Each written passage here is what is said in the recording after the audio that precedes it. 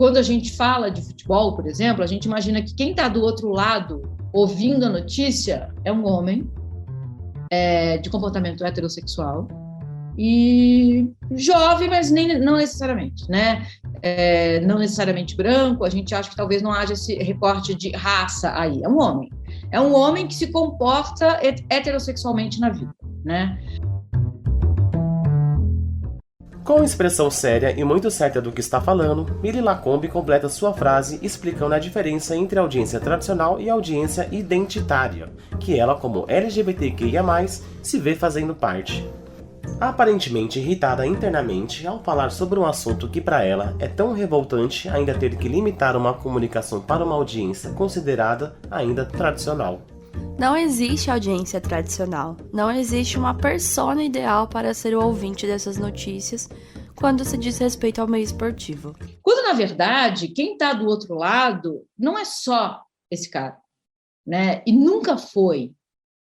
Agora a gente começa a entender que quem ouve noticiário esportivo são mulheres, são PCDs, são pessoas trans, são pessoas homossexuais, LGBTQs de uma maneira geral. Por Trás da Pauta é um podcast que traz os mínimos detalhes do jornalismo esportivo. Aumente o volume e não se engane com qualquer manchete. Tem muito mais por trás da pauta. Eu sou a Beatriz Suriani. E eu sou o Elivelton Lima e nós vamos conduzir você nessa conversa sobre como a diversidade é tratada no jornalismo esportivo. Escritora, jornalista há mais de 17 anos, roteirista e principalmente corintiana roxa e feminista. Maria Emília Cavalcante Lacombe é conhecida por seu nome artístico Mili Lacombe. Atualmente com 55 anos e nascida no Rio de Janeiro, Mili foi uma mulher pioneira atuando no jornalismo esportivo como comentarista. Não apenas como comentarista, mas também uma das primeiras a levantar a bandeira LGBTQIA+, dentro do jornalismo esportivo.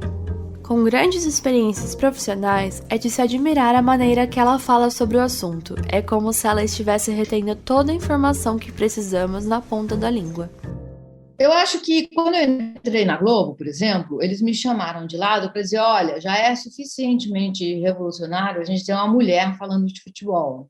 Não precisa alardear sua homossexualidade. Eles sabiam que eu tinha a coluna, eles não me pediram para esconder, eles me pediram para não fazer daquilo uma pauta. Me pareceu um pedido razoável, mas a coisa sempre foi muito aberta no sentido de, se me perguntarem, eu vou falar. Se alguém me disser uma hora, você e seu marido, seu namorado vão, eu vou falar, eu e minha mulher vamos.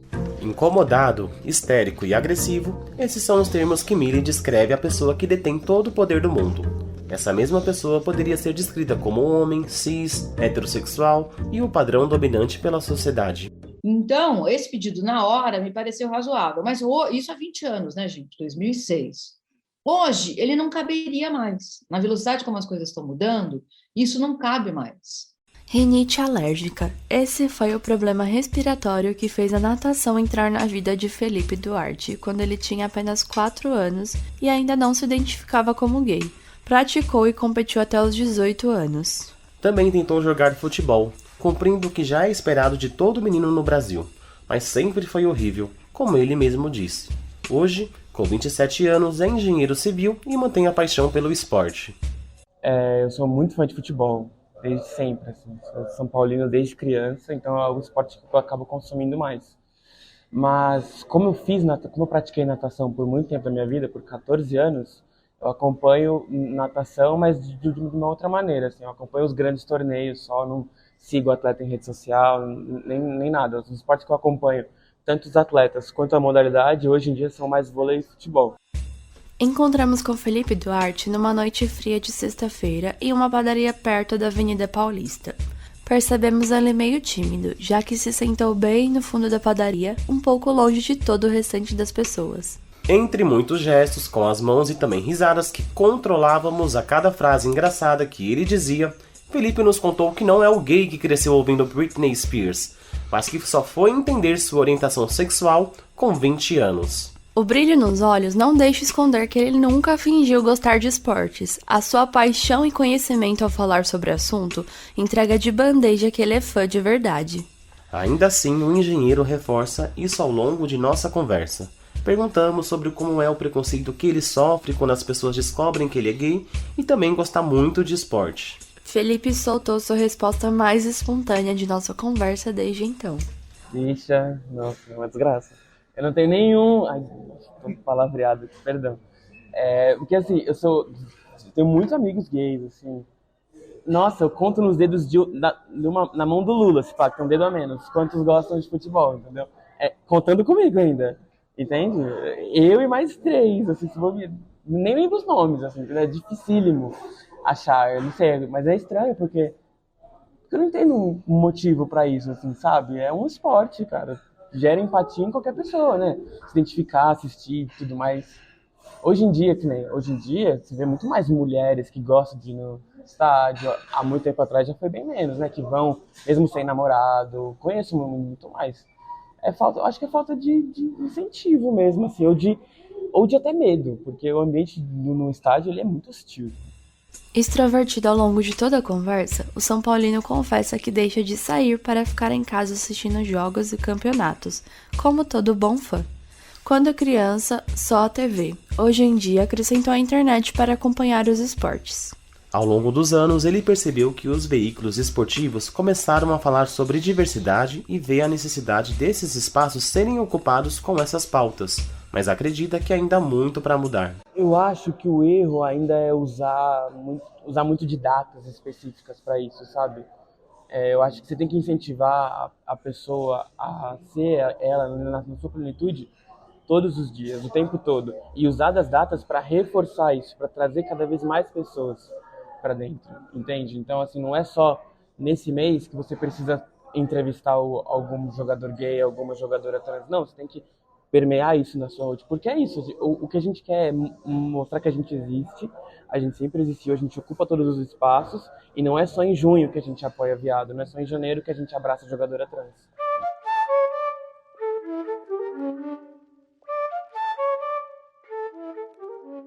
Agora, quando a gente fala de diversidade no contexto de gênero, e isso indo dentro da pauta do esporte, a gente pode ver que o Brasil ele tem engatinhado, né? Embora avançado, engatinhado ainda nessa seara. Por exemplo, quando a gente aborda a questão do futebol, né? No futebol, a gente tem visto aí campeonatos que são campeonatos tradicionais, né? Por exemplo, como o Campeonato Paulista, o Brasileiro, o Copa do Brasil, sendo inserido aí também dentro do gênero feminino. Eu vejo aí isso crescendo muito no Brasil, mas muito restrito ainda ao campo do futebol, né? Quando a gente vai para outras modalidades de esporte, isso fica um pouco restrito, né? Essa voz masculina é de Anderson dos Santos, professor de Sociologia, graduado em Direito, Sociologia, História e muitas outras formações que ficaria muito grande de colocar aqui. Aos seus 40 anos, Anderson fala diretamente sobre a formação populacional do Brasil, que comprova o contexto da nossa diversidade. Em uma tarde de domingo, antes mesmo do almoço sair, Anderson dos Santos se dispôs a conversar com a gente sobre um tema que envolve conservadorismo e diversidade em pleno dia de descanso. A nossa conversa não se limitou a isso. Estendemos por quase meia hora em um bate-papo tranquilo e descontraído. O assunto pareceu agradar muito a ele, que não se sentiu intimidado. Foi falando sem pausas tudo o que queríamos antes mesmo de perguntarmos, como um bom sociólogo. Infelizmente, a nossa sociedade entende o público feminino, o público LGBTQIA+, e também pautas ligadas a questões raciais como questões subalternas, né? Então, sempre está num ponto muito abaixo de discussão, né? Como se essa discussão não fosse importante para o país nesse momento. Quando perguntamos sobre diversidade no esporte, ele cita tanto o público LGBTQIA+, quanto o público feminino. confirmando a problemática que esse assunto é tratado nos dias de hoje. Se essa discussão não for levada para dentro do esporte, como que a gente vai querer uma mudança, né? Como que o Brasil, ou até mesmo o mundo, né, vai contemplar essa ideia de sociedade justa, harmônica e igualitária? A pauta ela precisa ser levada. Se ela vai ser tratada com seriedade ou não, isso é uma outra discussão, mas ela precisa ser levada em algum momento, né? E quando ela for colocada na pauta de discussão, na pauta de problemática social, as pessoas vão começar a discutir e vão ter que se flexibilizar para ingressar essa pauta da diversidade dentro do esporte. Com sua voz calma e em um tom bem tranquilo, de maneira muito detalhista, o sociólogo cita muitas vezes uma sociedade excluída, explicando bem que está se referindo à falta de inclusão desses grupos. Monique Somoza. Dentre suas descrições, ser atleta é a que mais a resume, já que começou em 2004 quando tinha 12 anos. Passou por futebol de campo, hoje é goleira do Corinthians no Fut7, o currículo também dá a ela o título de melhor goleira da América de 2020, para completar, gay assumida. O começo da trajetória esportiva de Monique coincide com um período em que a diversidade não era pauta comum no jornalismo, relembrando o que Mili Lacombe também disse no começo desse episódio. A mudança ela pode ser sentida com o passar dos anos, mas sempre seguindo uma tendência. Eu acho que a mídia hoje, ela acaba querendo ou não sendo muito tendenciosa, tanto para um lado quanto para o outro. Então, eu acho que a mídia, de forma geral, ela acaba abordando aquilo que está sendo mais comentado na sociedade. Então, eu acho que de uns anos para cá, o tema LGBTQIA+, é um tema que está muito em discussão. Entre um palavrão e outro, Monique se dispersa facilmente conforme está falando. Ora começa falando de esporte, passa por política, cita até a sua família e termina no assunto pessoal, se deve ou não postar foto com sua namorada no Instagram. Toda essa viagem e a descontração tem fim quando entramos no assunto de como e quando a diversidade é retratada pela mídia. Eu sou goleira, e no dia do goleiro só apareceu na Globo Esporte matéria com homens. Quantas mulheres a gente tem que está na posição que de alguma forma ou joga ou atua na parte de preparação? Eu acho que muitas vezes é só em data comemorativa, a maioria das vezes. Vão se lembrar da Cristiane no Dia das Mães porque ela foi mãe, entendeu? Vão se lembrar da Tamires também, mas só vão falar do atleta gay no dia do LGBTQIA+. Não vai ter uma pauta toda semana falando do que acontece nos bastidores. Monique fala de forma até revoltada sua indignação com a mídia tendenciosa nos dias de hoje e complementa. E aí, muitas vezes, você só vai lembrar de alguns esportes na época da Olimpíada. Da mesma forma que você só lembra do LGBT ou do negro na data especial para eles. E aí, parar de só lembrar nas datas especiais. Ou quando a Copa do Mundo a jogadora foi beijar a namorada. Tipo, tem tantos momentos incríveis. Eu acho que falta comentar do atleta em si, como ser humano, não o que ele faz. Como a própria Monique citou, a revolta por não conseguir ter a sua liberdade de forma completa e que não seja pautado como entretenimento é grande.